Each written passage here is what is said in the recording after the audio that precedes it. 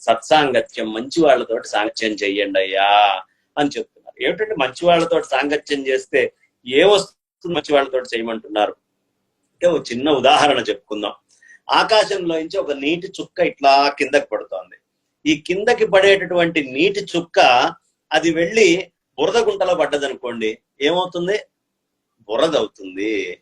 అదే ఆకాశం నుంచి వచ్చే చక్కగా జాలువారుతున్న ఆ చినుకు వెళ్ళి గంగలో పడ్డదనుకోండి, గంగ అవుతుంది.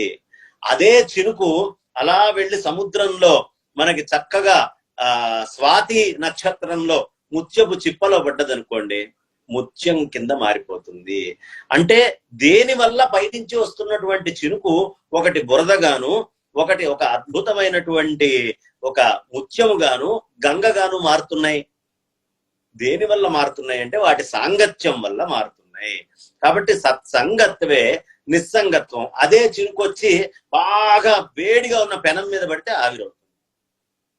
అలాగే మన సాంగత్యము అనేటటువంటిది మన యొక్క స్థితిని ఎప్పుడూ తెలియపరుస్తుంది. అందుకనే సాంగత్యం చెప్పడానికి కూడా ఈ ముద్ర వేశారు. బ్రహ్మముచ్చే బ్రహ్మముతో సాంగత్యము చెయ్యి అని మనకు తెలియపరుస్తూ ఉన్నారు. అలా సత్సంగత్వము అనేటటువంటిది ప్రధానము. ఏమిటి సత్సాంగత్య మాహాత్మ్యము అంటే, ఒక సందర్భంలో నారదుడు విష్ణుమూర్తి దగ్గరికి వెళ్ళాడు. వెళ్ళి, అయ్యా విష్ణుమూర్తి వారు, నాకు సత్సాంగత్యం యొక్క ఫలం ఏమిటో చెప్పండి అన్నాడు. అంటే ఏం లేదయ్యా, అక్కడ ఒక పంది ఈనుతోంది, ఆ ఈనుతున్నటువంటి పంది దగ్గరికి నువ్వు వెళ్ళు, అది చెప్తుంది నీకు అంటాడు. ఆ పంది పిల్లని అడుగు అంటాడు. అనగానే వెంటనే వెళ్తాడు.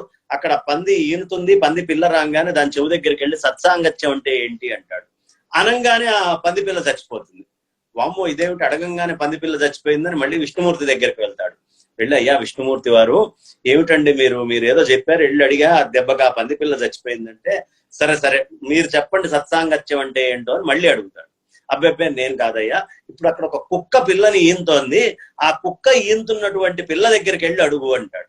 ఈయన అలాగే దిగుతాడు, మళ్ళీ వెళ్తాడు. చెప్పింది విష్ణుమూర్తి, కాదంటానికి లేదు. వెళ్ళి మెల్లిగా ఆ చెవు దగ్గరికి వెళ్ళి సత్సాంగత్యం అంటే ఏంటి అంటాడు. దెబ్బ కుక్క పిల్ల కూడా చచ్చిపోతుంది.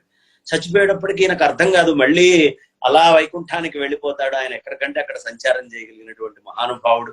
నిజంగా కలియుగంలో త్యాగబ్రహ్మం గారికి కానీ, ఎవరికైనా ధ్రువుడికి కానీ అందరికీ గురుతుల్యుడైనటువంటి మహాత్ముడు, మన కోసం అనేక కార్యక్రమాలు చేసేటటువంటి మహానుభావులు నారదుల వారు. అలాంటి నారద మహర్షి మళ్ళీ వైకుంఠానికి వెళ్ళి ఆయన్ని అడిగారు విష్ణుమూర్తి వారిని. ఇది పురాణంలో కథ అండి.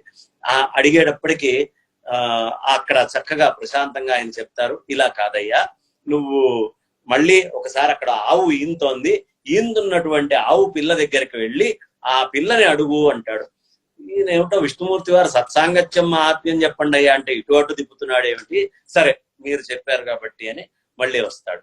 వచ్చేటప్పటికి మెల్లిగా ఆ దూడ చెవులో సత్సాంగత్యం అంటే ఏంటి అంటాడు. దెబ్బకి దూడ చచ్చిపోతుంది. వామ్మో ఇది ఎక్కడ గోహత్యా పాతకం నాకు అంటుకుంటుందో అని మళ్ళీ ఆయన వెంటనే అట్లా పైకి వెళ్ళిపోయి విష్ణుమూర్తి వారిని అడుగుతాడు. అయ్యా ఏమిటండి సత్సాంగత్య మహాత్మ్యం చెప్పమంటే ఎక్కడికో పొమ్మంటున్నారు, నేను పోయి అడిగిందల్లా చచ్చిపోతోంది, ఇలా కాదు, మీరు ఇట్లాంటి పని చేయకండి, నాకు సత్సాంగత్య మహాత్మ్యం చెప్పండి అంటే, సరే ఆఖరిగా ఒక రాజు గారికి ఇప్పుడే మహారాణి పిల్లవాడిని కంటోంది, ఆ పిల్లవాడిని వెళ్ళి అడుగు అని చెప్తాడు.